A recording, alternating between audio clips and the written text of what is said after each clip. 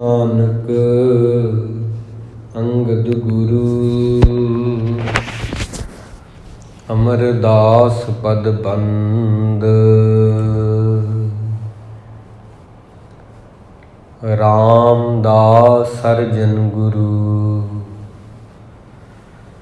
ਬਰ ਸ਼੍ਰੀ ਹਰਿ ਗੋਵਿੰਦ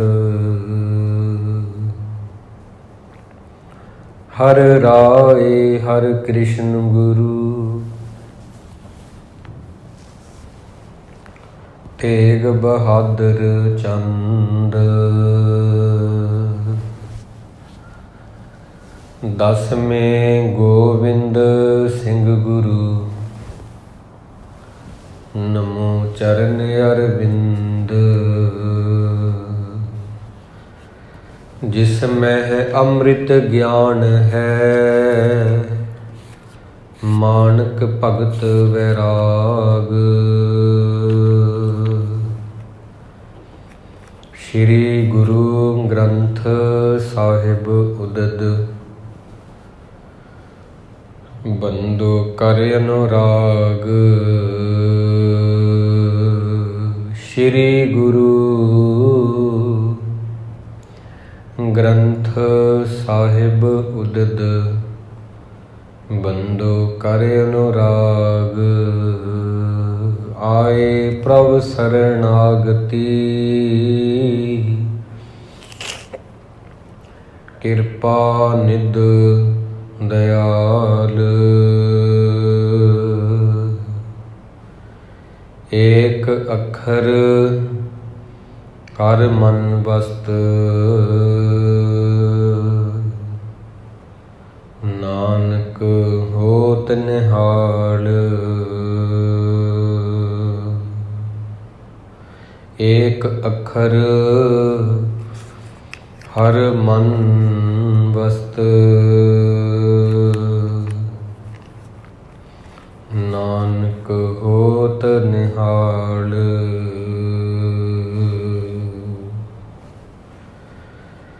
ਸਨਮਾਨਯੋਗ ਗੁਰੂ ਕੀ ਸਾਜੀ ਹੋਈ ਗੁਰੂ ਪਿਆਰੀ ਸਾਧ ਸੰਗਤ ਜੀ, ਦੀਨ ਦੁਨੀ ਦੇ ਪਾਤਸ਼ਾਹ ਸਾਹਿਬ ਸ੍ਰੀ ਗੁਰੂ ਗ੍ਰੰਥ ਸਾਹਿਬ ਜੀ, ਜਿਨ੍ਹਾਂ ਦੀ ਅਪਾਰ ਕਿਰਪਾ ਦੇ ਸਦਕਾ ਸਾਨੂੰ ਸਾਧ ਸੰਗਤ ਦੀ ਪ੍ਰਾਪਤੀ ਹੋਈ ਹੈ। ਵੱਡ ਭਾਗੀ ਹਰ ਸੰਗਤ ਪਾਵਹਿ ਗੁਰ ਕਾ ਦਰਸ਼ਨ ਦੇਖ ਦੇਖ ਜੀਵਾਂ ਗੁਰ ਕੇ ਚਰਨ ਧੋਏ ਧੋਏ ਪੀਵਾਂ। ਸੋ ਐਸੇ ਸਤਿਗੁਰੂ ਗੁਰੂ ਗਰੀਬ ਨਵਾਜ ਜਿਨ੍ਹਾਂ ਦੇ ਚਰਨਾਂ ਦੇ ਵਿੱਚ ਸਜਣ ਦਾ ਸਾਨੂੰ ਸੁਭਾਗ ਭਰਿਆ ਸਮਾਂ ਵਾਹਿਗੁਰੂ ਜੀ ਨੇ ਬਖਸ਼ਿਆ ਹੈ। ਗੁਰਬਾਣੀ ਦੀ ਵਿਚਾਰ ਨੂੰ ਆਰੰਭ ਕਰੀਏ। ਉਸ ਤੋਂ ਪ੍ਰਥਮ ਪਿਆਰ ਅਦਬ ਦੇ ਨਾਲ ਆਖਣਾ ਕਰੀਏ ਜੀ, ਵਾਹਿਗੁਰੂ ਜੀ ਕਾ ਖਾਲਸਾ ਵਾਹਿਗੁਰੂ ਜੀ ਕੀ ਫਤਿਹ। ਅੱਜ ਦਾ ਜੋ ਪਾਵਨ ਬਚਨ ਹੈ, ਸ਼ਹੀਦਾਂ ਦੇ ਸਰਤਾਜ ਪੰਚਮ ਪਾਤਸ਼ਾਹ ਸਾਹਿਬ ਸ੍ਰੀ ਗੁਰੂ ਅਰਜਨ ਦੇਵ ਜੀ, ਜਿਨ੍ਹਾਂ ਨੇ ਹਰਿਮੰਦਰ ਸਾਹਿਬ ਦੀ ਨੀਂਹ ਪ੍ਰੇਮ ਦਾ ਸਬੂਤ ਦਿੰਦੇ ਹੋਏ ਇੱਕ ਮੁਸਲਮਾਨ ਫਕੀਰ ਸਾਈਂ ਮੀਆਂ ਮੀਰ ਜੀ ਤੋਂ ਰਖਵਾਈ। ਚਾਰ ਦਰਵਾਜ਼ੇ ਜਿਨ੍ਹਾਂ ਨੇ ਪ੍ਰਭ ਹਰਿਮੰਦਰ ਸੋਹਣਾ ਤਿਸ ਮਹਿ ਮਾਣਕ ਲਾਲ,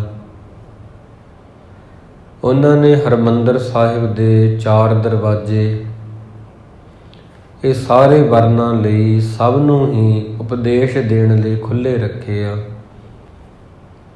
ਕਿਸੇ ਨੂੰ ਕੋਈ ਰੋਕ ਟੋਕ ਨਹੀਂ, जेह दर आवत जाते हो हटकै नाही कोए, सो दर कैसा छोड़िए जो दर ऐसा होए। ਜਿਹੜੇ ਦਰ 'ਤੇ ਕਿਸੇ ਨੂੰ ਰੋਕ ਟੋਕ ਨਹੀਂ ਹੈਗੀ ਆਉਣ ਜਾਣ ਦੀ, ਸਭ ਨਾਲ ਇੱਕੋ ਜਿਹਾ ਵਰਤਾਓ ਕੀਤਾ ਜਾਂਦਾ, ਤਾਂ ਉਸ ਜਗ੍ਹਾ ਦੇ ਉੱਪਰ ਗੁਰੂ ਪਿਆਰੀ ਸੰਗਤ ਜੀ ਕਿਸ ਤਰ੍ਹਾਂ ਫਿਰ ਉਹ ਜਗ੍ਹਾ ਨੂੰ ਛੱਡਣ ਦਾ ਦਿਲ ਕਰੇਗਾ। ਭਗਤ ਕਬੀਰ ਸਾਹਿਬ ਜੀ ਦੇ ਬਚਨ। ਤਾਂ ਗੁਰੂ ਅਰਜਨ ਦੇਵ ਜੀ ਜਿਨ੍ਹਾਂ ਨੇ ਪ੍ਰੇਮ ਦਾ ਸਬੂਤ ਦਿੱਤਾ, ਹਰਿਮੰਦਰ ਸਾਹਿਬ ਦੀ ਉਸਾਰੀ ਕਰਵਾਈ, ਤਰਨ ਤਾਰਨ ਸਾਹਿਬ ਸਾਇਆ, ਬਹੁਤ ਸਾਰੇ ਖੂਹ ਵੀ ਲਵਾ ਕੇ ਦਿੱਤੇ ਆ, ਸਿੱਖ ਸੰਗਤਾਂ ਨੂੰ ਸਹੂਲਤਾਂ ਪ੍ਰਦਾਨ ਕੀਤੀਆਂ। ਐਸੇ ਹੀ ਪਿਆਰੇ ਜੀ ਦਾ ਅੱਜ ਦਾ ਹੁਕਮਨਾਮਾ ਹੈ। ਟੋਡੀ ਮਹੱਲਾ ਪੰਜਵਾ, ਜੋ ਕਿ ਰਾਗ ਟੋਡੀ ਦੇ ਵਿੱਚ 711 ਅੰਗ ਤੋਂ ਆਰੰਭ ਹੋ ਕੇ 712 ਅੰਗ 'ਤੇ ਸੰਪੂਰਨ ਹੋ ਜਾਂਦਾ ਹੈ। ਆਓ ਆਪਾਂ ਇਸ ਪਾਵਨ ਸ਼ਬਦ ਬਾਰੇ ਵਿਚਾਰ ਕਰੀਏ ਜੀ। ਗੁਰੂ ਮਹਾਰਾਜ ਇਸ ਸ਼ਬਦ ਦੇ ਅੰਦਰ ਸਾਨੂੰ ਜੀਆਂ ਨੂੰ ਸਮਝਾਉਣ ਲਈ ਇਹ ਪ੍ਰੇਰਨਾ ਕਰਦੇ ਨੇ ਕਿ ਅੱਜ ਤੱਕ ਜਿਹਨੇ ਵੀ ਰੱਬ ਨੂੰ ਭੁਲਾਇਆ ਜਾਂ ਮੌਤ ਨੂੰ ਭੁਲਾਇਆ, ਉਹ ਮੌਤ ਤੇ ਰੱਬ ਨੂੰ ਭੁਲਾ ਕੇ ਕਦੇ ਵੀ ਚੰਗਾ ਇਨਸਾਨ ਨਹੀਂ ਬਣ ਸਕਿਆ। ਇਹ ਅੱਜ ਤੱਕ ਨਹੀਂ ਹੈ ਕਿ ਜਿਸ ਬੰਦੇ ਨੇ ਰੱਬ ਨੂੰ ਭੁਲਾਇਆ, ਆਪਦੇ ਗੁਰੂ ਨੂੰ ਭੁੱਲ ਗਿਆ, ਆਪਣੇ ਉਸਤਾਦ ਦੇ ਜਿਹੜੇ ਗੁਣ ਆ ਉਹਨਾਂ ਨੂੰ ਜਿਹਨੇ ਚੇਤੇ ਨਹੀਂ ਰੱਖਿਆ, ਉਹ ਕਿਸ ਤਰ੍ਹਾਂ ਚੰਗਾ ਸ਼ਾਗਿਰਦ ਜਾਂ ਚੰਗਾ ਚੇਲਾ ਬਣ ਸਕੇਗਾ। ਇਵੇਂ ਹੀ ਉਹ ਇਨਸਾਨ ਜਿਹੜਾ ਆਪਣੇ ਗੁਰੂ ਨੂੰ ਯਾਦ ਨਹੀਂ ਰੱਖਦਾ, ਗੁਰੂ ਪਿਆਰੀ ਸੰਗਤ ਜੀ, ਉਹ ਕਿਸ ਤਰ੍ਹਾਂ ਇੱਕ ਚੰਗਾ ਸਿੱਖ ਬਣ ਪਾਵੇਗਾ। ਰੱਬ ਨੂੰ ਭੁਲਾ ਕੇ ਹਮੇਸ਼ਾ ਹੀ ਇਨਸਾਨ ਦੀ ਜਿਹੜੀ ਬੇਪਤੀ ਹੁੰਦੀ ਆ, ਬੇਇੱਜ਼ਤਾਂ ਵਾਲਾ ਜੀਵਨ ਜਿਹੜਾ ਹੈ, ਉਹ ਬੰਦਾ ਜਿਉਂਦਾ ਆਪਦੇ ਗੁਰੂ ਨੂੰ ਵਿਸਾਰ ਕੇ।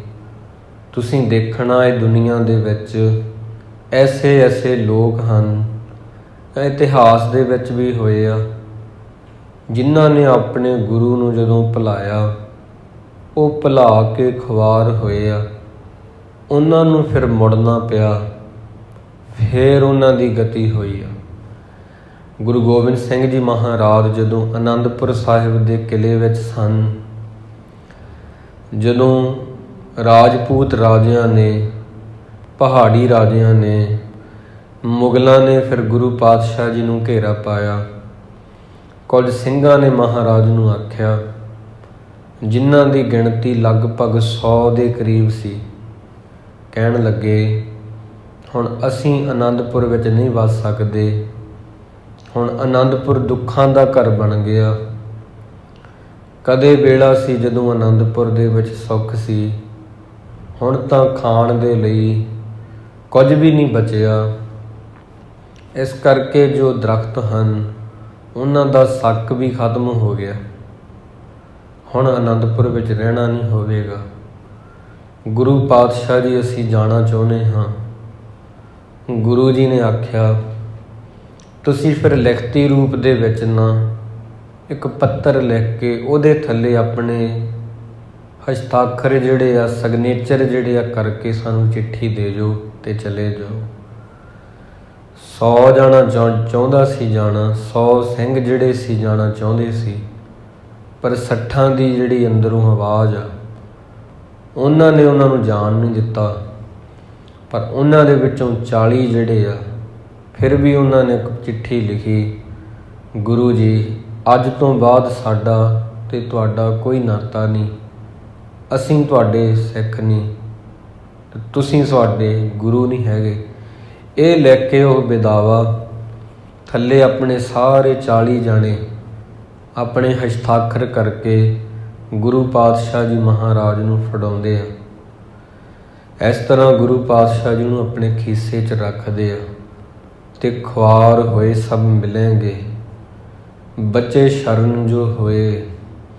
ਖਿਦਰਾਣੇ ਦੀ ਢਾਬ ਜਿਹਨੂੰ ਅੱਜ ਮੁਕਤਸਰ ਸਾਹਿਬ ਕਹਿੰਦੇ ਹਾਂ, ਜਿਹਨੂੰ ਅੱਜ ਮੁਕਤਸਰ ਸਾਹਿਬ ਕਿਹਾ ਜਾਂਦਾ, ਉਸ ਜਗ੍ਹਾ 'ਤੇ ਜਦੋਂ ਜੰਗ ਹੋਈ ਆ ਕਲਗੀਧਰ ਪਾਤਸ਼ਾਹ ਦੀ, ਤਾਂ ਖੁਆਰ ਹੋਏ ਸਭ ਮਿਲਣਗੇ, ਬਚੇ ਸ਼ਰਨ ਜੋ ਹੋਏ।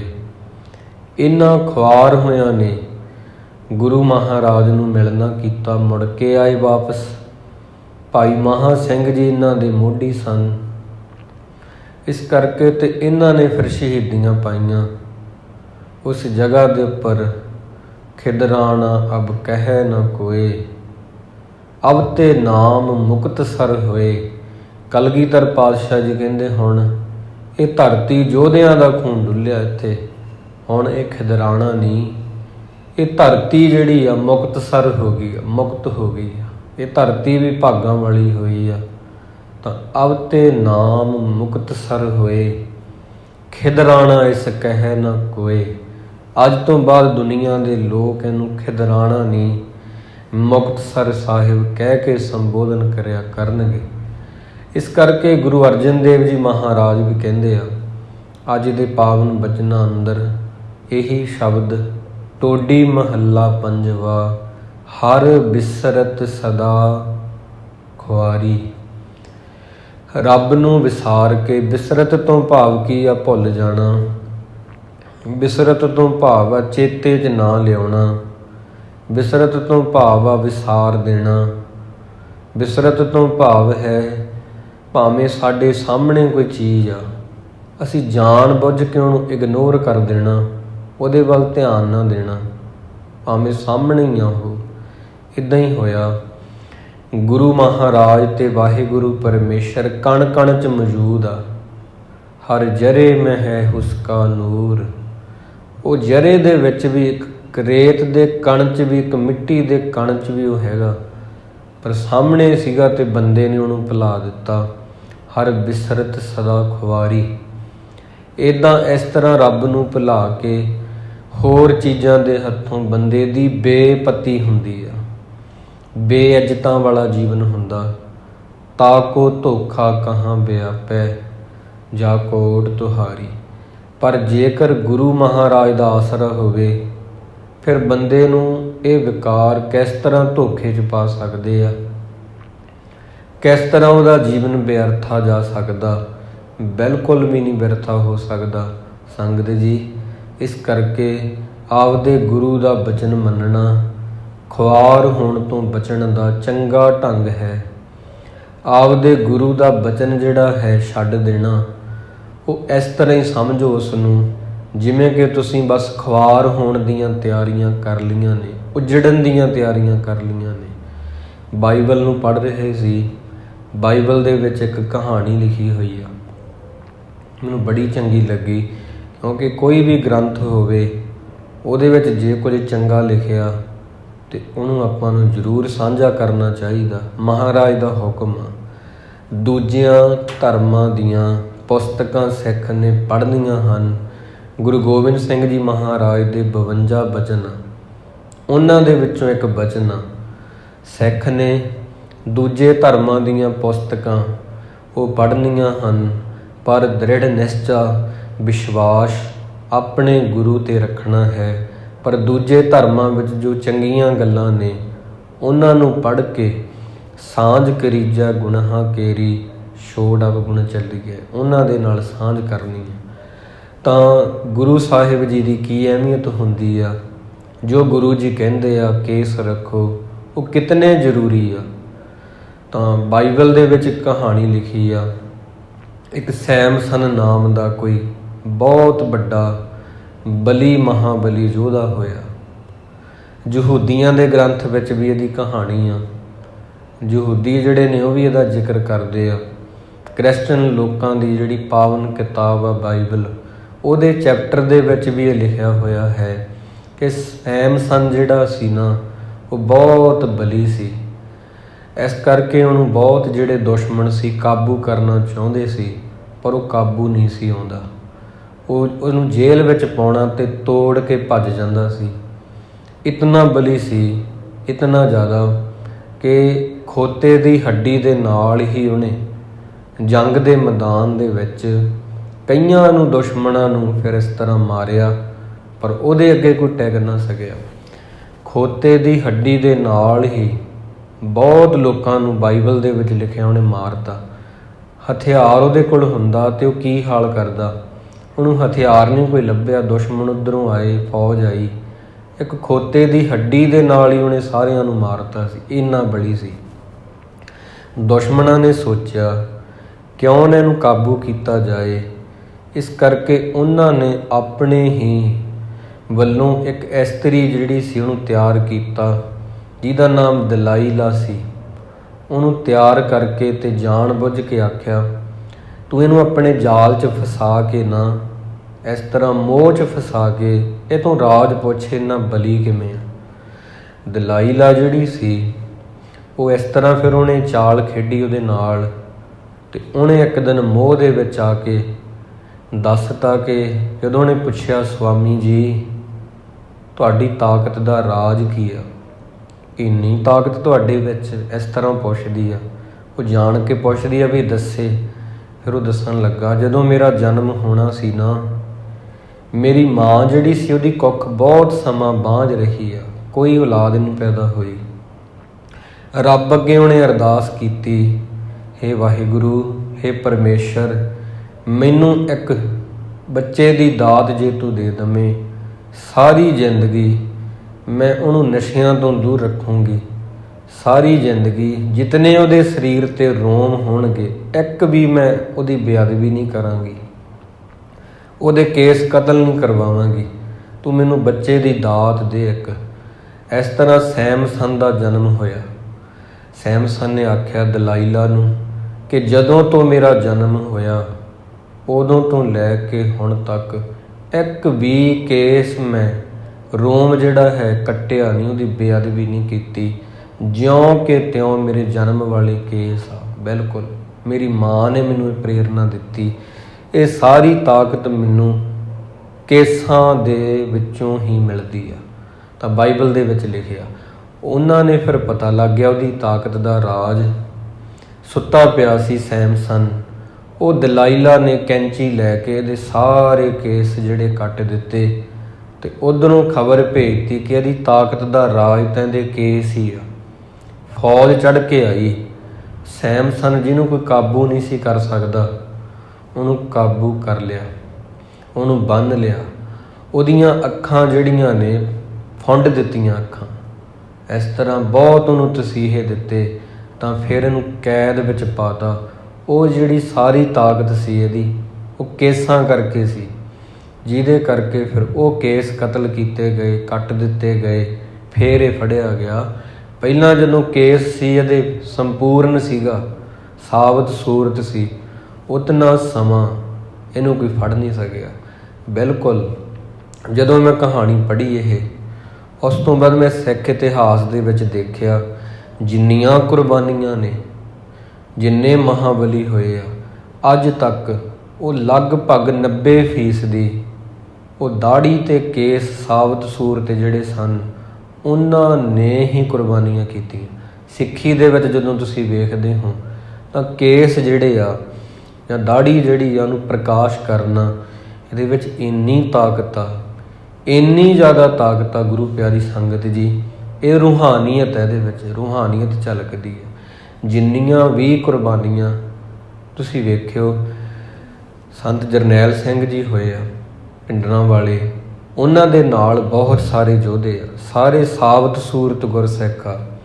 ਸਾਰਿਆਂ ਦੀਆਂ ਕੁਰਬਾਨੀਆਂ ਜਾਂ ਅੱਗੇ ਧਰਮ ਯੁੱਧ ਮੋਰਚੇ ਵਿੱਚ ਕੁਰਬਾਨੀਆਂ, ਉਹ ਸਾਰੀਆਂ ਹੀ ਸਾਬਤ ਸੂਰਤ ਇਸ ਤਰ੍ਹਾਂ ਉਹਨਾਂ ਨੇ ਦਿੱਤੀਆਂ ਨੇ। ਸਰਦਾਰ ਜਸਵੰਤ ਸਿੰਘ ਖਾਲੜਾ ਹੋਏ ਆ, ਜਿਨ੍ਹਾਂ ਨੇ ਲਵਾਰਸ ਲਾਸ਼ਾਂ ਦੀ ਪਛਾਣ ਕੀਤੀ ਸੀ, ਉਹਨਾਂ ਨੂੰ ਵੀ ਸਰਕਾਰਾਂ ਨੇ ਮਰਵਾਇਆ, ਉਹ ਵੀ ਸਾਬਤ ਸੂਰਤ ਸੀ। ਇਸ ਤਰ੍ਹਾਂ ਕਹਿਣ ਦਾ ਭਾਵ ਹੈ ਗੁਰੂ ਪਿਆਰੀ ਸੰਗਤ ਜੀ, ਕੁਰਬਾਨੀਆਂ ਤਕਰੀਬਨ ਜੋ ਜ਼ਿਆਦਾ ਕੁਰਬਾਨੀਆਂ ਹੋਈਆਂ ਉਹ ਕੇਸ ਤੇ ਦਾੜੀ ਵਾਲਿਆਂ ਨੇ ਕੀਤੀਆਂ ਨੇ। ਹਾਂ, ਪਰ ਇੰਨਾ ਜ਼ਰੂਰ ਆ ਕਿ ਜੋ ਇਸ ਤਰ੍ਹਾਂ ਦੇਸ਼ ਆ ਉਹਨਾਂ ਨੇ ਕੇਸ ਤੇ ਦਾੜੀ ਵਾਲਿਆਂ ਦੀ ਕਦਰ ਕੋਈ ਨਹੀਂ ਪਾਈ।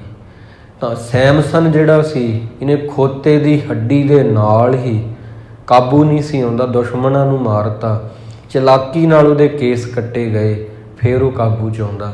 ਤਾਂ ਇਸ ਤਰ੍ਹਾਂ ਬਾਈਬਲ ਆਖਦੀ ਆ ਕਿ ਕੇਸਾਂ ਦੇ ਵਿੱਚ ਰੂਹਾਨੀਅਤ ਹੁੰਦੀ ਆ। ਜਿੰਨੇ ਅੱਜ ਤੱਕ ਪੈਗੰਬਰ ਹੋਏ ਨਾ, ਚਾਹੇ ਸਨਾਤਨ ਧਰਮ ਹੈ, ਉਹਦੇ ਵਿੱਚ ਸਾਰਿਆਂ ਦੇ ਜੂੜਾ ਹੈ। ਸ਼੍ਰੀ ਰਾਮ ਚੰਦਰ ਜੀ ਆ, ਉਹ ਵੀ ਇਸ ਤਰ੍ਹਾਂ ਅਵਤਾਰੀ ਪੁਰਸ਼ ਸੀ ਸਮੇਂ ਦੇ, ਤ੍ਰੇਤੇ ਦੇ, ਜੂੜਾ ਤਾਂ ਉਹਨਾਂ ਨੇ ਵੀ ਰੱਖਿਆ। ਕ੍ਰਿਸ਼ਨ ਜੀ ਹੋਏ ਆ ਦੁਆਪਰ ਯੁੱਗ ਵਿੱਚ, ਕੇਸ ਤਾਂ ਉਹਨਾਂ ਨੇ ਵੀ ਰੱਖੇ ਆ।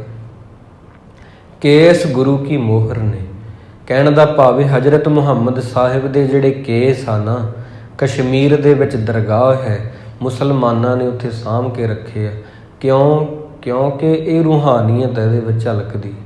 ਭਾਈ ਤਾਰੂ ਸਿੰਘ ਜੀ ਹੋਏ, ਉਹਨਾਂ ਨੇ ਸ਼ਹੀਦੀ ਪਾਈ, ਖੋਪੜੀ ਲਹਾਤੀ, ਕੇਸ ਨਹੀਂ ਕਤਲ ਕਰਵਾਉਣ ਦਿੱਤੇ। ਇਹ ਸਾਰੇ ਜਿੰਨੇ ਸਿੰਘ ਚਰਖੜੀਆਂ 'ਤੇ ਚੜ੍ਹੇ ਆ, ਭਾਈ ਮਣੀ ਸਿੰਘ ਜੀ ਹੋਏ ਆ, ਸ਼ਹੀਦ ਬਾਬਾ ਦੀਪ ਸਿੰਘ ਜੀ ਹੋਏ ਆ, ਅੱਗੇ ਟਕਸਾਲ ਦੇ ਬਹੁਤ ਸਾਰੇ ਸਿੰਘ ਹੋਏ ਆ।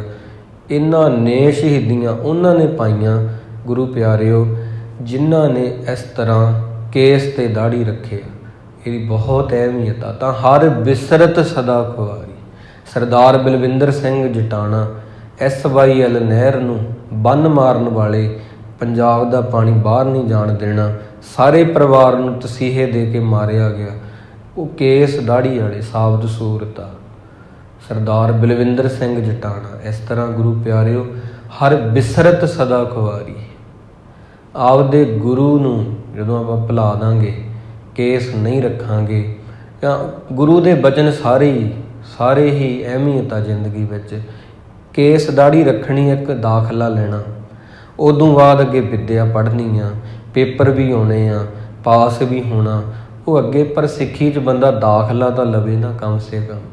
ਚਲੋ ਜਿਹੜਾ ਦਾਖਲਾ ਲਊਗਾ, ਪੜ੍ਹ ਵੀ ਲਊਗਾ ਕਿਤੇ ਨਾ ਕਿਤੇ, ਤਾਂ ਕਰਕੇ ਇਹ ਜ਼ਰੂਰੀ ਸੀ। ਤਾ ਕੋ ਧੋਖਾ ਕਹਾਂ ਵਿਆਪੈ, ਜਾ ਕੋ ਉਡ ਤੁਹਾਰੀ। ਤਾਂ ਬਾਈਬਲ ਵੀ ਇਹ ਚੀਜ਼ ਨੂੰ ਮੰਨਦੀ ਹੈ। ਹਿੰਦੂ ਵੀਰ ਜਿਹੜੇ ਆ, ਉਹਨਾਂ ਦੇ ਗ੍ਰੰਥ ਵੀ ਉਹਨਾਂ ਨੂੰ ਨਾ ਕੇਸ ਰੱਖਣ ਲਈ ਕਹਿੰਦੇ ਆ। ਉਹ ਵੱਖਰੀ ਗੱਲ ਆ। ਪਹਿਲਾਂ ਉਹਨਾਂ ਨੇ ਇਸ ਤਰ੍ਹਾਂ ਕੇਸ ਰੱਖਣੇ ਸ਼ੁਰੂ ਕੀਤੇ, ਫਿਰ ਹੌਲੀ ਹੌਲੀ ਬੋਧੀ 'ਤੇ ਆ ਗਏ। ਬੋਧੀ ਵਾਲੇ ਹਿੰਦੂ ਵੀਰ ਪਹਿਲਾਂ ਬਹੁਤ ਮਿਲਦੇ ਹੁੰਦੇ ਸੀ, ਬ੍ਰਾਹਮਣ। ਹੌਲੀ ਹੌਲੀ ਉਹਨਾਂ ਨੇ ਉਹ ਵੀ ਕੱਟਣੀ ਸ਼ੁਰੂ ਕਰਤੀ। ਹੌਲੀ ਹੌਲੀ ਫਿਰ ਉਹ ਛੋਟੇ ਕੇਸ ਰੱਖਣੇ ਸ਼ੁਰੂ ਕਰਤੇ। ਤਾਂ ਸਾਬਤ ਸੂਰਤ ਹੋਣਾ, ਆਪਦੇ ਗੁਰੂ ਦੇ ਬਹੁਤ ਨੇੜੇ ਹੋਣਾ ਹੈ। ਕੇਸ ਕਤਲ ਕਰਵਾਉਣੇ, ਦਾੜੀ ਜਿਹੜੀ ਆ ਕਟਾ ਦੇਣੀ, ਆਪਦੇ ਗੁਰੂ ਤੋਂ ਬਹੁਤ ਦੂਰ ਹੋਣਾ ਹੈ। ਕੁਰਬਾਨੀਆਂ, ਇਤਿਹਾਸ ਉਹਨਾਂ ਨਾਲ ਭਰਿਆ ਪਿਆ ਜਿਨ੍ਹਾਂ ਨੇ ਕੇਸ ਦਾੜੀਆਂ ਰੱਖੀਆਂ। ਚਾਹੇ ਸੰਤ ਜਰਨੈਲ ਸਿੰਘ ਜੀ ਹਨ, ਉਹਨਾਂ ਦੇ ਨਾਲ ਸਾਰੇ ਜਿਨ੍ਹਾਂ ਦੇ ਹਜੇ ਦਾੜੀ ਹਜੇ ਆ ਰਹੀ ਸੀ, ਉਹਨਾਂ ਦੀਆਂ ਕੁਰਬਾਨੀਆਂ ਨੇ। ਉਸ ਤੋਂ ਬਾਅਦ ਸਰਦਾਰ ਬਲਵਿੰਦਰ ਸਿੰਘ ਜਟਾਣਾ, ਪੰਜਾਬ ਦਾ ਪਾਣੀ ਬਾਹਰ ਨਹੀਂ ਜਾਣ ਦੇਣਾ, ਨੱਕਾ ਮਾਰਨ ਵਾਲੇ, ਬੰਨ ਮਾਰਨ ਵਾਲੇ SYL ਨੂੰ ਸਾਬਤ ਸੂਰਤ ਆ। ਇਸ ਕਰਕੇ ਇੰਦਰਾ ਦਾ ਸੋਧਾ ਲਾਉਣ ਵਾਲੇ ਸਾਬਤ ਸੂਰਤ ਆ, ਸਾਰੇ ਹੀ ਸਾਬਤ ਸੂਰਤ ਆ। ਤਾਂ ਬਾਈਬਲ ਦੀ ਕਹਾਣੀ ਇਹ ਕਹਿੰਦੀ ਆ ਕਿ ਸੈਮਸਨ ਇਸ ਤਰ੍ਹਾਂ ਫੜਿਆ ਨਹੀਂ ਸੀ ਜਾਣਾ। ਉਹਨੂੰ ਵੀ ਤਸੀਹੇ ਦਿੱਤੇ ਆ, ਉਹਨੂੰ ਵੀ ਮਾਰਿਆ ਹੈ। ਜਦੋਂ ਉਹਦੇ ਕੇਸ ਕੱਟੇ ਗਏ ਆ, ਉਦੋਂ ਬਾਅਦ ਉਹ ਫੜਿਆ ਗਿਆ। ਕੇਸ ਜਦੋਂ ਉਹਨੇ ਰੱਖੇ ਆ, ਉਸ ਤੋਂ ਪਹਿਲਾਂ ਖੋਤੇ ਦੀ ਹੱਡੀ ਨਾਲ ਹੀ ਉਹ ਸਾਰਿਆਂ ਨੂੰ ਮਾਰ ਦਿੰਦਾ ਸੀ, ਸ਼ਾਸਤਰ ਤੋਂ ਬਿਨਾਂ। ਤਾਂ ਯਕੀਨ ਸਾਨੂੰ ਭਾਵ ਕਿ ਇਹਨਾਂ ਗੱਲਾਂ 'ਤੇ ਨਹੀਂ ਆਵੇਗਾ, ਕਿਉਂਕਿ ਬੁੱਧੀ ਜਿਹੜੀ ਹੁੰਦੀ ਆ ਤਰਕਵਾਦੀ ਹੁੰਦੀ ਹੈ। ਗੁਰੂ ਚਾਹਵੇ ਤਾਂ ਬਹੁਤ ਕੁਝ ਕਰਾ ਲੈਂਦਾ। ਇਸ ਤਰ੍ਹਾਂ ਬਾਬਾ ਦੀਪ ਸਿੰਘ ਜੀ ਨੂੰ ਵੀ ਲੋਕ ਕਹਿ ਦਿੰਦੇ ਆ, ਇਵੇਂ ਕਿਵੇਂ ਹੋ ਜਾਊਗਾ, ਤਲੀ 'ਤੇ ਰੱਖ ਕੇ ਕਿਵੇਂ ਕੋਈ ਸੀਸ ਲੜ ਸਕਦਾ, ਇਵੇਂ ਬਹੁਤ ਕੁਝ ਹੋ ਜਾਂਦਾ। ਪ੍ਰਭ ਭਾਵੈ ਬਿਨ ਸਾਸ 'ਤੇ ਰੱਖੈ, ਪ੍ਰਭ ਭਾਵੈ ਤਾਂ ਹਰ ਗੁਣ ਭਾਖੈ, ਪ੍ਰਭ ਭਾਵੈ ਤਾਂ ਪਤ 'ਤੇ ਉਧਾਰੈ। ਇਹ ਰੱਬ ਚਾਹਵੇ ਕੀ ਨਹੀਂ ਹੋ ਸਕਦਾ, ਸਭ ਕੁਝ ਉਹ ਕਰਵਾ ਲੈਂਦਾ ਹੈ। ਇਸ ਕਰਕੇ ਯੋਧੇ ਜਿਹੜੇ ਹੁੰਦੇ ਨੇ ਫਿਰ ਮੌਤ ਤੋਂ ਨਹੀਂ ਡਰਦੇ, ਅੱਗੇ ਹੋ ਕੇ ਛਾਤੀ 'ਤੇ ਗੋਲੀਆਂ ਖਾ ਲੈਂਦੇ ਆ। ਇੱਦਾਂ ਦੀ ਕਲਾ ਵਰਤਾ ਦਿੰਦਾ। ਪਰ 90% ਸ਼ਹੀਦੀਆਂ ਸਾਬਤ ਸੂਰਤ, ਦਸਤਾਰ ਸਿਰਾ, ਉਹ ਜੋ ਗੁਰਸਿੱਖ ਸੀ ਸਾਬਤ ਸੂਰਤ ਉਹਨਾਂ ਦੀਆਂ ਨੇ। ਕੇਸਾਂ ਵਿੱਚ ਬਹੁਤ ਸ਼ਕਤੀ ਹੁੰਦੀ ਹੈ। ਇਹੀ ਚੀਜ਼ ਉਹਨਾਂ ਨੂੰ ਪ੍ਰੇਰਿਤ ਕਰਦੀ ਹੈ। ਬਿਨ ਸਿਮਰਨ ਜੋ ਜੀਵਨ ਬਲਣਾ, ਸਰਪ ਜੈਸੇ ਅਰਜਾਰੀ। ਬਿਨ ਸਿਮਰਨ ਜੋ ਜੀਵਨ ਬਲਣਾ, ਆਪਦੇ ਗੁਰੂ ਨੂੰ ਭੁਲਾ ਕੇ ਜੋ ਜ਼ਿੰਦਗੀ ਹੁੰਦੀ ਹੈ ਸੱਪ ਜੈਸੀ ਹੁੰਦੀ ਹੈ, ਸਰਪ ਜੈਸੇ ਅਰਜਾਰੀ। ਜਿਹੋ ਜਿਹਾ ਸੱਪ ਹੈ ਉਹੋ ਜਿਹਾ ਸਿਮਰਨ ਤੋਂ ਬਿਨਾਂ ਜੀਵਨ ਵਾਲਾ ਬੰਦਾ ਹੈ। ਉਹਨੂੰ ਬੰਦਾ ਕਹਿਣ ਦੀ ਲੋੜ ਨਹੀਂ। ਇਹ ਗੁਰੂ ਅਰਜਨ ਦੇਵ ਜੀ ਪਾਤਸ਼ਾਹ ਜੀ ਕਹਿੰਦੇ ਆ। ਗੁਰੂ ਅਰਜਨ ਦੇਵ ਜੀ ਵਿੱਚ ਕਿੰਨੀ ਨਿਮਰਤਾ ਹੈ, ਗੁਰੂ ਰਾਮਦਾਸ ਜੀ ਵਿੱਚ ਕਿੰਨੀ ਨਿਮਰਤਾ। ਪਰ ਜਿਹੜਾ ਸਿਮਰਨ ਨਹੀਂ ਕਰਦਾ, ਆਪਦੇ ਰੱਬ ਨੂੰ ਚੇਤੇ ਨਹੀਂ ਕਰਦਾ, ਉਹਨਾਂ ਲਈ ਤਾਂ ਉਹਨਾਂ ਨੂੰ ਵੀ ਕਹਿਣਾ ਪੈ ਜਾਂਦਾ ਕਿ ਇਹ ਤਾਂ ਸੱਪ ਨੇ, ਇਹ ਤਾਂ ਸਰਪ ਨੇ, ਇਹਨਾਂ ਵਿੱਚ ਜ਼ਹਿਰ ਬਹੁਤ ਆ। ਬਿਨ ਸਿਮਰਨ, ਸਿਮਰਨ ਕੀ ਹੁੰਦਾ? ਆਪਦੇ ਗੁਰੂ ਨੂੰ ਚੇਤੇ ਕਰਨਾ। ਬੋਲ ਕੇ ਚੇਤੇ ਕਰ ਸਕਦੇ ਹੋ ਵਾਹਿਗੁਰੂ ਵਾਹਿਗੁਰੂ, ਦਿਲ 'ਚ ਚੇਤੇ ਕਰ ਸਕਦੇ ਹੋ, ਉਹਦਾ ਪਤਾ ਵੀ ਨਹੀਂ ਲੱਗਦਾ ਤੁਸੀਂ ਕਰ ਰਹੇ ਹੋ। ਇਸ ਕਰਕੇ ਇਹ ਬੈਖਰੀ ਆ। ਜ਼ੁਬਾਨ ਦੇ ਨਾਲ ਵਾਹਿਗੁਰੂ ਕਹਿਣਾ ਤੇ ਪਰਾ ਹੈ, ਪਰਾ ਤੋਂ ਭਾਵ ਅੰਦਰ ਚੇਤੇ ਕਰਨਾ। ਮਧਮਾ ਹੈ, ਕੰਠ ਦੇ ਵਿੱਚ ਚੇਤੇ ਕਰਨਾ। ਪਸੰਤੀ ਹੈ ਤੇ ਬੈਖਰੀ ਹੈ। 4 ਤਰ੍ਹਾਂ ਦੀਆਂ ਬਾਣੀਆਂ ਹੁੰਦੀਆਂ। ਇਹਨਾਂ ਦੀ ਵਿਚਾਰ ਬਹੁਤ ਡੂੰਘੀ ਹੋ ਜਾਂਦੀ, ਇਹਨਾਂ ਲਈ ਬਹੁਤ ਸਮਾਂ ਚਾਹੀਦਾ। ਪਰਾ, ਮਧਮਾ, ਪਸੰਤੀ, ਬੈਖਰੀ, ਇਹ 4 ਤਰ੍ਹਾਂ ਦੀਆਂ ਬਾਣੀਆਂ ਹੁੰਦੀਆਂ। ਇਹਦੇ ਨਾਲ ਸਿਮਰਨ ਹੁੰਦਾ। ਪਰਾ ਤੋਂ ਭਾਵ ਜਦੋਂ ਤੁਸੀਂ ਅੰਦਰ ਚੇਤੇ ਕਰਦੇ ਹੋ ਖਿਆਲਾਂ ਦੇ ਵਿੱਚ ਰੱਬ ਨੂੰ, ਉਹ ਪਰਾ ਹੈ। ਇਹ ਵੀ ਬਹੁਤ ਵੱਡੀ ਅਵਸਥਾ। ਮਧਮਾ ਤੋਂ ਭਾਵ ਉਹ ਹੁਣ ਜਿਹੜਾ ਵਿਚਾਰ ਸੀਗਾ ਅੱਗੇ ਆ ਰਿਹਾ, ਤੁਹਾਡੇ ਦਿਮਾਗ ਤੱਕ ਪਹੁੰਚ ਗਿਆ ਦਿਲ ਤੋਂ, ਤੇ ਉਹ ਮਧਮਾ ਬਣ ਜਾਂਦਾ। ਪਸੰਤੀ ਫਿਰ ਉਹਦਾ ਹੀ ਰੂਪ ਅੱਗੇ ਜਾ ਕੇ। ਬੈਖਰੀ ਤੋਂ ਭਾਵ ਉਹਨੂੰ ਬਿਆਨ ਕਰ ਦੇਣਾ। ਰਸਨਾ ਨੇ ਉਹ ਕਹਿਤਾ, ਜਿਵੇਂ ਆਪਾਂ ਪਹਿਲਾਂ ਸੋਚਦੇ ਹਾਂ, ਫਿਰ ਮਨ ਕਹਿੰਦਾ ਕਵਾਂ ਕਿ ਨਾ ਕਵਾਂ, ਫਿਰ ਆਪਾਂ ਕਹਿ ਦਿੰਦੇ ਹਾਂ। ਇਹ ਬੜੀ ਤੇਜ਼ੀ ਨਾਲ ਕਿਰਿਆ ਹੁੰਦੀ ਹੈ। ਪਰਾ, ਮਧਮਾ, ਪਸੰਤੀ, ਬੈਖਰੀ, 4 ਬਾਣੀਆਂ ਹੁੰਦੀਆਂ ਨੇ, 4 ਹੀ ਖਾਣੀਆਂ ਹੁੰਦੀਆਂ ਨੇ। ਆਂਡਿਆਂ ਤੋਂ ਜਨਮ ਹੁੰਦਾ ਜੀਵ ਦਾ, ਜੇਰ ਤੋਂ ਜਨਮ ਹੁੰਦਾ ਹੈ, ਸੇਤਜ ਤੇ ਮੁੜਕੇ ਤੋਂ ਜਨਮ ਹੁੰਦਾ। ਜਿਵੇਂ ਜੂੰ ਆ, ਹੋਰ ਤਰ੍ਹਾਂ ਦੇ ਜਿਹੜੇ ਜੀ ਆ ਨਾ, ਉਹ ਪਸੀਨੇ ਤੋਂ ਪੈਦਾ ਹੁੰਦੇ ਆ। ਇਸ ਕਰਕੇ ਇਹ ਟਿੱਡੀਆਂ ਜਿਹੜੀਆਂ ਨੇ ਇਹ ਵੀ ਪਸੀਨੇ ਤੋਂ, ਇਸ ਤਰ੍ਹਾਂ ਹਉਮਸ ਤੋਂ ਪੈਦਾ ਹੋਣ ਵਾਲੇ ਜੀਵ ਆ।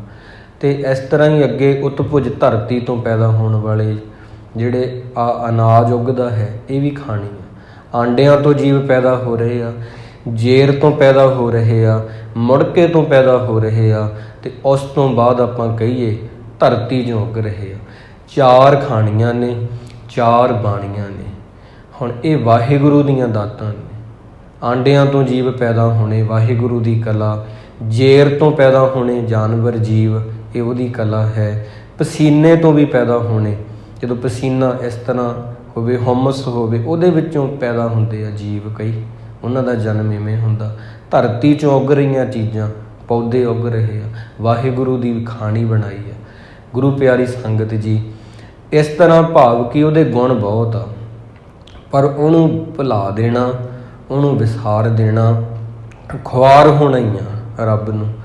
ਜਿਹੜਾ ਬੰਦਾ ਰੱਬ ਨੂੰ ਭੁਲਾ ਦੇਵੇ ਉਹ ਫਿਰ ਬਦਬਖਤ ਬੰਦਾ ਹੋ ਜਾਂਦਾ। ਬਦਬਖਤ ਤੋਂ ਭਾਵ ਬਦਕਿਸਮਤ ਬੰਦਾ ਉਹ ਆ। ਕਿਸਮਤ ਬੰਦਾ ਜਿਹੜਾ ਆਪਾਂ ਕਹਿੰਦੇ ਉਹ ਬੰਦੇ ਕੋਲ ਪੈਸੇ ਬਹੁਤ ਆ, ਉਹਦਾ ਜਨਮ ਹੋ ਗਿਆ ਅਮੀਰਾਂ ਦੇ ਘਰੇ, ਕਿਸਮਤ ਬੜੀ ਚੰਗੀ ਹੈ। ਨਹੀਂ, ਕਿਸਮਤ ਐਵੇਂ ਨਹੀਂ ਚੰਗੀ ਹੁੰਦੀ, ਇਹ ਤਾਂ ਸੁੱਖ ਸਹੂਲਤਾਂ ਹੁੰਦੀਆਂ।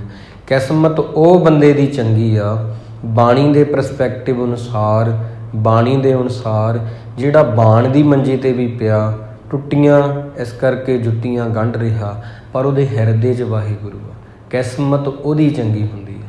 ਬਿਨ ਸਿਮਰਨ ਜੋ ਜੀਵਨ ਬਲਣਾ, ਸਰਪ ਜੈਸੇ ਅਰਜਾਰੀ। ਨਹੀਂ ਤਾਂ ਸੋਨੇ ਦੇ ਤਖਤ 'ਤੇ ਬਹਿ ਕੇ ਵੀ ਲੋਕਾਂ ਦੇ ਦਿਲ ਜਿਹੜੇ ਆ ਸ਼ਾਂਤ ਨਹੀਂ ਹੁੰਦੇ, ਉਹਨਾਂ ਨੂੰ ਟਿਕਾ ਨਹੀਂ ਆਉਂਦਾ ਮਨ ਨੂੰ। ਤਾਂ ਸ਼ਾਂਤੀ ਲਈ ਤੁਹਾਨੂੰ ਸਿਮਰਨ ਦੀ ਲੋੜ ਪੈਂਦੀ ਹੈ। ਅੱਗੇ ਪੰਕਤੀ ਆ ਰਹੀ ਆ, ਨਵ ਖੰਡਨ ਕੋ ਰਾਜ ਕਮਾਵੇ। ਸੁਣਦਿਆਂ ਸਾਰ ਸਮਝ ਲੱਗਦੀ ਆ। ਨਵ ਖੰਡਨ, 9 ਹਿੱਸਿਆਂ 'ਤੇ ਕੋਈ ਰਾਜ ਕਮਾਵੇ। ਧਰਤੀ ਦੇ 9 ਹਿੱਸੇ ਹੋਣ, ਧਰਤੀ ਦੇ 9 ਹਿੱਸੇ, ਸਮੁੰਦਰ ਤੋਂ ਪਾਰ, ਸਮੁੰਦਰ ਤੋਂ ਉਰਾਰ, ਖੱਬੇ ਸੱਜੇ, ਉੱਤਰ ਦੱਖਣ, ਪੂਰਬ ਪੱਛਮ, 9 ਹਿੱਸੇ ਹੋਣ। ਇੰਨਾ ਰਾਜ ਕੋਈ ਕਮਾ ਲਵੇ, ਪਰ ਅੰਤ ਚੱਲੇ ਗੁਹਾਰੀ। ਜੇ ਉਹ ਰੱਬ ਦਾ ਸਿਮਰਨ ਨਹੀਂ ਕਰਦਾ, ਉਹਨੂੰ ਇਹ ਜਨਮ ਹਾਰ ਕੇ ਹੀ ਜਾਣਾ ਪਵੇਗਾ। ਗੁਣ ਨਿਧਾਨ ਗੁਣ ਤਿਨ ਹੀ ਗਾਏ, ਜਾ ਕੋ ਕਿਰਪਾ ਧਾਰੀ। ਰੱਬ ਦੇ ਗੁਣਾਂ ਨੂੰ ਗਾਉਣਾ ਇਹ ਗੁਰੂ ਦੀ ਕਿਰਪਾ ਹੁੰਦੀ ਹੈ। ਕੋਈ ਛੋਟੀ ਉਮਰ ਦੇ ਵਿੱਚ ਇੱਧਰ ਆ ਗਿਆ, ਭਗਤ ਧਰੂ ਜੀ ਆ, ਭਗਤ ਪ੍ਰਹਿਲਾਦ ਜੀ ਆ, ਛੋਟੀ ਉਮਰੇ ਆ ਗਏ ਨਾ, ਤੇ ਉਹਨਾਂ ਦਾ ਜੀਵਨ ਵੱਡੇ ਭਾਗਾਂ ਵਾਲਾ ਹੀ ਆ। ਸੋ ਸੁਖੀ ਆ ਅਖੀਰਲੀ ਪੰਕਤੀ, ਧੰਨ ਉਸ ਜਨਮ ਨਾਨਕ ਤਿਸ ਬਲਿਹਾਰੀ। ਉਹ ਬਹੁਤ ਸੁਖੀ ਆ ਵਾ ਅਸਲ ਦੇ ਵਿੱਚ ਜੋ ਨਾਮ ਜਪਦਾ। ਧੰਨ ਆ ਉਹਦਾ ਜਨਮ, ਜਾਂ ਧੰਨ ਆ ਉਹਨੂੰ ਜਨਮ ਦੇਣ ਵਾਲੇ ਨਾਨਕ ਤਿਸ ਬਲਿਹਾਰੀ। ਗੁਰੂ ਅਰਜਨ ਦੇਵ ਜੀ ਪਾਤਸ਼ਾਹ ਜੀ ਕਹਿੰਦੇ, ਇਸ ਤਰ੍ਹਾਂ ਉਹਦਾ ਜੀਵਨ ਧੰਨ ਹੀ ਸਮਝੋ ਜੋ ਕਲਯੁਗ ਦੇ ਵਿੱਚ ਆਖਰੀ ਸਾਹ ਨਿਕਲ ਰਿਹਾ, ਤਾਂ ਵੀ ਵਾਹਿਗੁਰੂ ਕਹਿਤਾ। ਕਲਯੁਗ ਇੰਨਾ ਮਹਾਨ ਆ ਗੁਰੂ ਪਿਆਰਿਓ, ਕਲਯੁਗ ਦਾ ਜਿਹੜਾ ਵਰਤਾਰਾ ਹੈ ਇਤਨਾ ਮਹਾਨ ਆ। ਬਾਣੀ ਕਹਿੰਦੀ ਮੰਨ ਲਓ ਕੋਈ ਆਖਰੀ ਸਾਹਾਂ 'ਤੇ ਆ, ਸਾਰੀ ਜ਼ਿੰਦਗੀ ਉਹਨੇ ਵਾਹਿਗੁਰੂ ਨਹੀਂ ਕਿਹਾ। ਜੇ ਆਖਰੀ ਸਮੇਂ ਵੀ ਸੱਚੇ ਦਿਲੋਂ ਵਾਹਿਗੁਰੂ ਕਹਿ ਦੇਵੇ ਨਾ ਆਖਰੀ ਸਮੇਂ, ਤਾਂ ਵੀ ਉਹ ਤਰ ਜੂਗਾ। ਨਾਮ ਦੀ ਇੰਨੀ ਮਹਿਮਾ ਹੈ। ਵੈਸੇ ਆਪਾਂ ਕਹੀਏ ਤੇ ਕਿੰਨੀ ਮਹਿਮਾ ਹੋਊਗੀ, ਆਖਰੀ ਸਮੇਂ ਵੀ ਤੁਸੀਂ ਵਾਹਿਗੁਰੂ ਕਹਿ ਰਹੇ ਹੋ ਨਾ, ਤਾਂ ਵੀ ਭਗਤ ਤਰਲੋਚਨ ਜੀ ਕਹਿੰਦੇ ਜੀਵਨ ਮੁਕਤ ਹੋ ਜਾਏਗਾ ਬੰਦਾ। ਇਹ ਨਾਮ ਦੀ ਮਹਿਮਾ ਹੈ। ਕਲਯੁਗ ਵੈਸੇ ਆਪਾਂ ਕਹਿੰਦੇ ਬਹੁਤ ਕਲਯੁਗ ਆ, ਹਾਂ ਬਹੁਤ ਮਾੜੇ ਲੋਕ ਹੈਗੇ ਆ, ਮੰਨਦੇ ਹਾਂ, ਪਰ ਇਹਦੇ ਵਿੱਚ ਨਾਮ ਦੀ ਮਹਿਮਾ ਵੀ ਬਹੁਤ ਆ।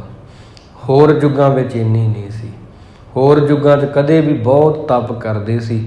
ਲੱਕੜਹਾਰਾ ਕਿੰਨੀ ਮਿਹਨਤ ਕਰਦਾ, ਉਹਦੇ ਪੱਲੇ ਕਿੰਨੇ ਕੁ ਪੈਸੇ ਪੈਂਦੇ ਆ, ਇਤਨੇ ਨਹੀਂ ਪੈਂਦੇ ਹੈਗੇ। ਸੁਨਿਆਰਾ ਬੈਠਾ ਮੌਜ ਨਾਲ ਕਮਰੇ ਵਿੱਚ, ਮਿਹਨਤ ਥੋੜ੍ਹੀ ਆ, ਪੈਸੇ ਵੱਧ ਆ। ਕਲਯੁਗ ਵਿੱਚ ਇਵੇਂ ਹੀ ਆ। ਕਲਯੁਗ ਤਾਂ ਹੀਰਿਆਂ ਦਾ ਵਪਾਰ ਹੈ। ਨਾਮ ਜਪਣਾ ਹੀਰਿਆਂ ਦਾ ਵਪਾਰ ਕਰਨਾ ਹੀ ਆ। ਥੋੜ੍ਹਾ ਜਿਹਾ ਵੀ ਵਾਹਿਗੁਰੂ ਕਹਿ ਲਿਆ, ਫਲ ਬਹੁਤ ਵੱਡਾ, ਬਹੁਤ ਵੱਡਾ ਇਹ ਯੁੱਗ ਦੇ ਵਿੱਚ। ਗੁਰੂ ਪਿਆਰਿਓ, ਭਾਈ ਨੰਦ ਲਾਲ ਜੀ ਦੇ ਬਚਨ ਸਰਵਣ ਕਰੋ। ਗਜ਼ਲ ਨੰਬਰ ਹੈ 16, ਜਿਹਦੇ ਵਿੱਚ ਉਹ ਕਹਿੰਦੇ ਆ ਬਹੁਤ ਸੋਹਣਾ, ਇੱਕ ਮਸਤ ਨੂੰ ਤਾਂ ਲਾਲ ਰੰਗ ਦਾ ਜਾਮ ਉਹਦੇ ਨਾਲ ਗਰਜ ਹੁੰਦੀ ਹੈ। ਸ਼ਰਾਬੀ ਨੂੰ, ਗੁਰੂ ਗੋਬਿੰਦ ਸਿੰਘ ਜੀ ਮਹਾਰਾਜ, ਸ਼ਰਾਬੀ ਨੂੰ ਜਦੋਂ ਸ਼ਾਮ ਹੁੰਦੀ ਆ ਉਹਦਾ ਸੂਰਜ ਉਦੋਂ ਚੜ੍ਹਦਾ। ਸ਼ਰਾਬੀ ਦਾ ਸੂਰਜ ਸ਼ਾਮ ਨੂੰ ਚੜ੍ਹਦਾ, ਉਹਨੂੰ ਲਾਲ ਰੰਗ ਦੇ ਪਾਣੀ ਨਾਲ ਗਰਜ ਹੁੰਦੀ ਹੈ। ਸਿਰਫ ਉਹਨੂੰ ਕੋਈ ਮਤਲਬ ਨਹੀਂ, ਪਰਿਵਾਰ ਨਾਲ ਉਹਨੂੰ ਕੋਈ ਜੀਆਂ ਨਾਲ ਮਤਲਬ ਹੀ ਨਹੀਂ ਕੋਈ, ਉਹਨੂੰ ਸਿਰਫ ਲਾਲ ਰੰਗ ਦਾ ਪਾਣੀ ਚਾਹੀਦਾ।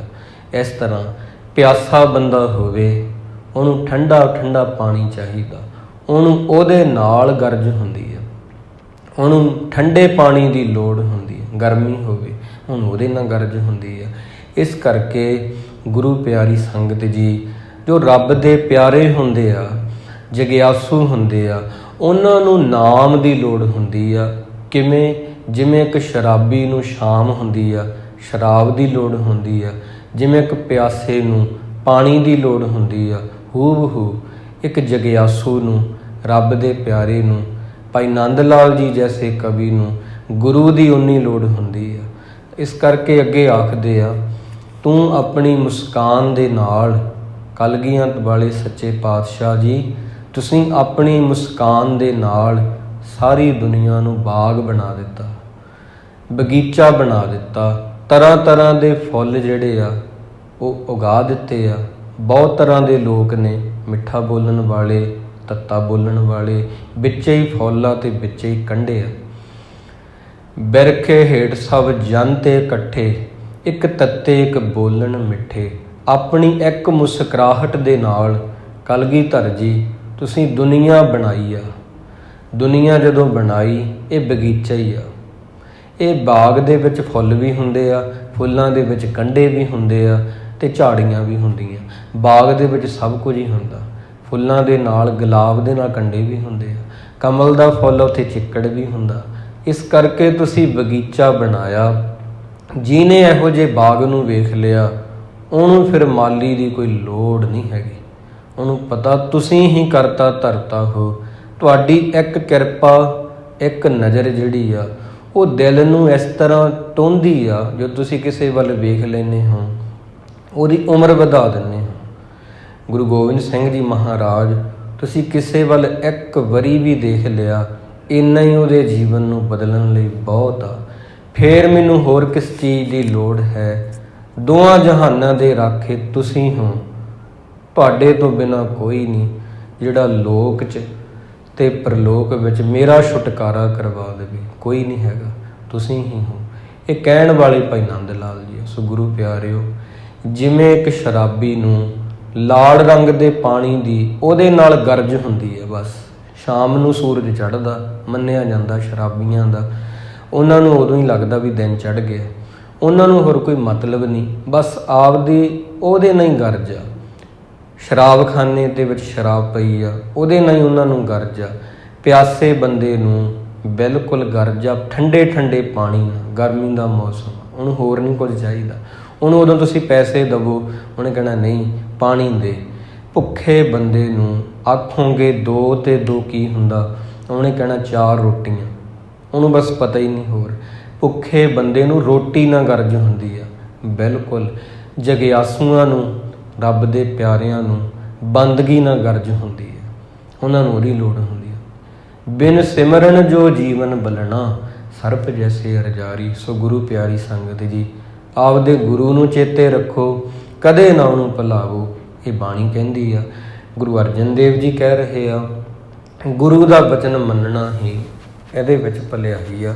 ਜਿੰਨੀਆਂ ਕੁਰਬਾਨੀਆਂ ਹੋਈਆਂ ਨਾ, ਜਿੰਨੀਆਂ ਸਿੱਖ ਕੌਮ ਵਿੱਚ ਸ਼ਹਾਦਤਾਂ ਹੋਈਆਂ, ਉਹ ਉਹਨਾਂ ਹੀ ਕੀਤੀਆਂ ਸੀ ਜਿਨ੍ਹਾਂ ਨੇ ਗੁਰੂ ਦਾ ਬਚਨ ਕਮਾਇਆ, ਜਿਨ੍ਹਾਂ ਨੇ ਕੇਸ ਤੇ ਦਾੜੀ ਸਾਬਤ ਸੂਰਤ ਰੱਖੇ ਆ। ਸੈਮਸਨ ਦੀ ਕਹਾਣੀ ਤੁਸੀਂ ਸੁਣੀ ਆ, ਦੇਖ ਲਓ। ਉਹਦੇ ਕੋਲ ਜਦੋਂ ਕੇਸ ਸੀ, ਇੱਕ ਕੇਸ ਨਹੀਂ ਉਹਦਾ ਰੋਮ ਦੀ ਬੇਅਦਬੀ ਨਹੀਂ ਕੀਤੀ, ਕਿਸੇ ਤੋਂ ਫੜਿਆ ਨਹੀਂ ਗਿਆ। ਕੇਸ ਧੋਖੇ ਨਾਲ ਦੁਸ਼ਮਣਾਂ ਨੇ ਉਹਦੇ ਕਟਵਾਏ ਆ। ਜਦੋਂ ਕੇਸ ਕੱਟ ਤੇ ਉਦੋਂ ਫੜਿਆ ਗਿਆ, ਉਦੋਂ ਬਾਅਦ ਮਾਰਤਾ ਉਹਨੂੰ ਇਸ ਤਰ੍ਹਾਂ ਤਸੀਹੇ ਦੇ ਕੇ। ਤਾਂ ਬਾਈਬਲ ਦੀ ਕਹਾਣੀ ਆ ਇਹ। ਸੈਮਸਨ ਦਲਾਈਲਾ ਨੇ ਉਹਦੇ ਨਾਲ ਧੋਖਾ ਕਰਕੇ ਦੁਸ਼ਮਣਾਂ ਤੋਂ ਉਹਨੂੰ ਮਰਵਾਇਆ, ਉਹਦੇ ਕੇਸ ਸੁੱਤੇ ਪਏ ਦੇ ਕੇਸ ਕੱਟ ਤੇ। ਇਸ ਕਰਕੇ ਗੁਰੂ ਮਹਾਰਾਜ ਜੋ ਕਹਿੰਦੇ ਆ ਨਾ, ਸਾਰੇ ਗ੍ਰੰਥ ਵੀ ਉਹੀ ਕਹਿੰਦੇ ਆ। ਦੁਨੀਆ ਦੇ ਸਾਰੇ ਗ੍ਰੰਥ ਉਹੀ ਕੁਝ ਕਹਿ ਰਹੇ ਆ, ਵੱਖ-ਵੱਖ ਤਰੀਕਿਆਂ ਨਾਲ ਕਹਿ ਰਹੇ ਆ। ਗੁਰੂ ਗ੍ਰੰਥ ਸਾਹਿਬ ਜੀ ਵਿੱਚ ਸਾਰੇ ਧਰਮਾਂ ਦਾ ਹੀ ਜ਼ਿਕਰ, ਸਾਰਿਆਂ ਬਾਰੇ ਹੀ ਦੱਸਿਆ ਗਿਆ। ਗੁਰੂ ਸਾਹਿਬ ਦੇ ਵਿੱਚ ਸਮਾਜ ਹੈ, ਗੁਰੂ ਗ੍ਰੰਥ ਸਾਹਿਬ ਜੀ ਵਿੱਚ ਵਿਗਿਆਨ ਹੈ, ਗੁਰੂ ਗ੍ਰੰਥ ਸਾਹਿਬ ਜੀ ਵਿੱਚ ਸਾਹਿਤ ਹੈ, ਗੁਰੂ ਗ੍ਰੰਥ ਸਾਹਿਬ ਜੀ ਵਿੱਚ ਫਲਸਫਾ ਹੈ, ਗੁਰੂ ਗ੍ਰੰਥ ਸਾਹਿਬ ਜੀ ਵਿੱਚ ਮਨੋਵਿਗਿਆਨ ਹੈ, ਗੁਰੂ ਗ੍ਰੰਥ ਸਾਹਿਬ ਜੀ ਵਿੱਚ ਰੂਹਾਨੀਅਤ ਆ। ਗੁਰੂ ਗ੍ਰੰਥ ਸਾਹਿਬ ਜੀ ਵਿੱਚ ਸਭ ਕੁਝ ਆ, ਜੋ ਇਹਦੇ ਵਿੱਚ ਨਹੀਂ ਫਿਰ ਹੋਰ ਕਿਤੇ ਵੀ ਨਹੀਂ। ਤਾਂ ਸਿੱਖਾ ਤੈਨੂੰ ਕੋਈ ਲੋੜ ਨਹੀਂ ਕਿਤੇ ਹੋਰ ਜਾਣ ਦੀ, ਆਪਦੇ ਗੁਰੂ ਵਾਲਾ ਬਣ। ਭੁੱਲ ਚੁੱਕ ਦੀ ਖਿਮਾ। ਗੁਰੂ ਸਾਹਿਬ ਦੀ ਸ਼ਾਨ ਬਹੁਤ ਉੱਚੀ ਹੈ ਜੀ, ਬੋਲਦੇ ਇੱਕ ਨਹੀਂ ਬਹੁਤ ਭੁੱਲਾਂ ਹੋ ਗਈਆਂ ਹਨ। ਗੁਰੂ ਦੀ ਸੰਗਤ ਬਖਸ਼ ਲਵੇ। ਆਓ ਆਪਾਂ ਸੱਚੇ ਦਿਲੋਂ, ਜਿਹੜੇ ਸਿਮਰਨ ਨਹੀਂ ਕਰਦੇ ਉਹ ਸੱਪ ਹੁੰਦੇ ਆ, ਉਹਨਾਂ ਵਿੱਚ ਉਹ ਜ਼ਹਿਰ ਹੁੰਦੀ ਆ ਸੱਪ ਵਾਲੀ, ਉਹ ਡੰਗ ਮਾਰ ਸਕਦੇ ਆ ਆਪਦਿਆਂ ਨੂੰ ਵੀ। ਪਰ ਆਪਾਂ ਇਹੋ ਜਿਹਾ ਜੀਵਨ ਨਹੀਂ ਬਣਾਉਣਾ। ਸਿਮਰਨ ਨੇ ਤੁਹਾਡੇ ਸੁਭਾਅ ਨੂੰ ਵਧੀਆ ਬਣਾਉਣਾ, ਸਾਰੇ ਤੁਹਾਨੂੰ ਆਪਣੇ ਲੱਗਣਗੇ ਜੇ ਤੁਸੀਂ ਸਿਮਰਨ ਕਰੋਗੇ। ਆਓ ਆਪਾਂ ਫਿਰ ਕਿਉਂ ਨਾ ਵਾਹਿਗੁਰੂ ਨੂੰ ਸੱਚੇ ਦਿਲੋਂ ਜਪੀਏ ਜੀ।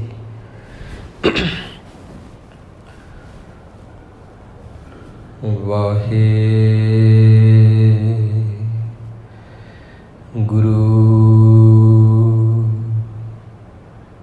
ਵਾਹਿਗੁਰੂ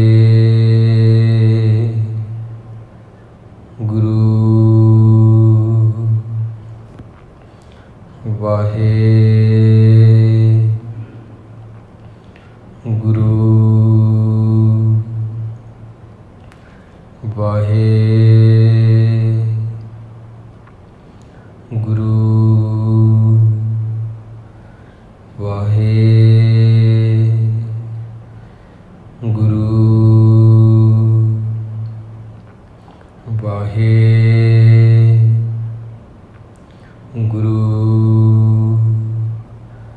ਵਾਹਿਗੁਰੂ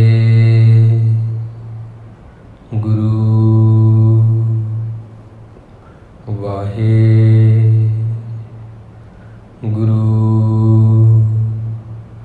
ਵਾਹਿਗੁਰੂ